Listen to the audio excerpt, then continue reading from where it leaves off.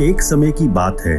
एक सुदूर राज्य की पहाड़ियों के बीच स्थित एक शांतिपूर्ण मठ में तपन नाम का एक युवा भिक्षु रहता था।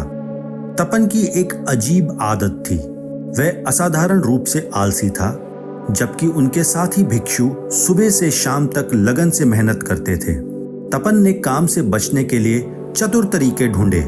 वह अक्सर प्राचीन चेरी ब्लॉसम पेड़ की छाया के नीचे झपकी लेने के लिए शांत बगीचों में चला जाता था, या दर्शन शास्त्र की किताबें पढ़ने के लिए पुस्तकालय में चला जाता था, यह दावा करते हुए कि यह आध्यात्मिक ज्ञान था। मठ के प्रमुख मास्टर लियो तपन के अनुशासन की कमी के बारे में बहुत चिंतित थे। वह जानते थे कि सच्चे आध्यात्मिक विकास के मार्ग के लिए प्रयास और प्रतिबद्धता की आवश्यकता होती है। इसलिए उन्होंने तपन को उसके आलस से उबारने में मदद करने के लिए एक रचनात्मक दृष्टिकोण अपनाने का फैसला लिया। एक धूप भरी सुबह मास्टर लियो ने तपन को अपने कक्ष में बुलाया और बोले, तपन, मेरे पास तुम्हारे लिए एक विशेष कार्य है। तपन, जो हमेशा कठिन श्रम से बचने के लिए उत्सुक रहता था, एक विशेष कार्य के विचार से ही उत्साहित हो गया। मास्टर लियो ने उसे एक छोटा लकड़ी का बक्सा दिया। इस बक्से के अंदर उन्होंने अपनी आंखों में चमक के साथ कहा, मठ में अब तक देखे गए महानतम ज्ञान और ज्ञानोदय को खोलने की कुंजी है, लेकिन आपको इसे अपने जीवन से भी ज्यादा सुरक्षित रखना होगा। तपन की जिज्ञासा बढ़ गई और उसने श्रद्धा से बक्से को अपने सिर पर रख लिया और बोला, ये क्या है मास्टर लियो? यह ज्ञानोदय पत्थर है। मास्टर लियो ने गंभीरता से उत्तर दिया, ऐसा कहा गया है कि इस पत्थर में ब्रह्मांड के रहस्यों को उजागर करने और इसके मालिक को आत्मज्ञान के रहस्य समझाने की शक्ति है। आप इसकी रक्षा के लिए चुने गए हैं। तपन को अपने ऊपर महत्व की भावना महसूस हुई। लेकिन मास्टर, मुझे इसके साथ करना क्या होगा? मास्टर लियो जानबूझकर मुस्कुराए।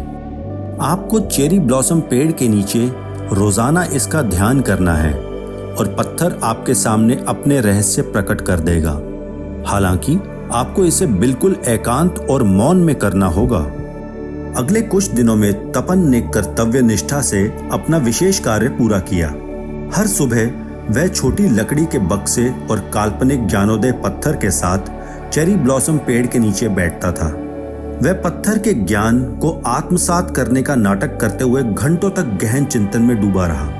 जब तपन बदलना शुरू हुआ तो उसके साथी भिक्षु आश्चर्य से देखते रह गए। उसकी मुद्रा में सुधार हुआ और उसका दिमाग अधिक केंद्रित हो गया। वह बोलता कम और सुनता अधिक था। तपन ने खुद को आश्वस्त कर लिया था कि उसके पास वास्तव में ज्ञानोदय पत्थर की शक्ति है और उसका आलस्य कम होने लगा। महीने बीत गए और मास्टर लियो ने फैसला किया कि अब सच्चाई उजागर करने का समय आ गया है। उन्होंने तपन को एक बार फिर अपने कक्ष में बुलाया और धीरे से मुस्कुराए, तपन, यह ज्ञानोदय पत्थर लौटाने का समय है। तपन ने निराशा और कृतज्ञता के मिश्रण के साथ लकड़ी का बक्सा वापस सौंप दिया। धन्यवाद मास्टर लियो, मैंने इस दौरान बहुत कुछ सीखा है। मास्टर लियो धीरे से हंसे और बोले, आत्मज्ञान की सच्ची शक्ति मेरे प्रिय तपन पत्थरों से नहीं बल्कि भीतर से आती है। आपके पास हमेशा आपकी आदतों को बदलने की ताकत थी। पत्थर आपको इसे महसूस करने में मदद करने के लिए सिर्फ एक जरिया था।